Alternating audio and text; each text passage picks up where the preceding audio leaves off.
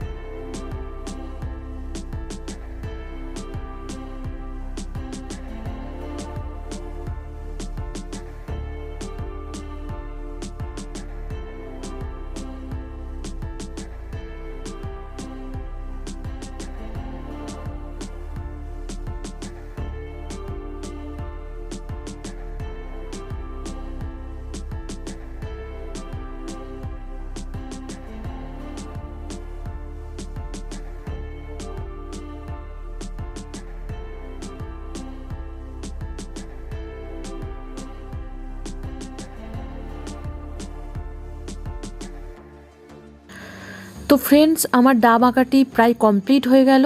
তো তোমাদের কেমন লেগেছে অবশ্যই জানাতে ভুলবে না।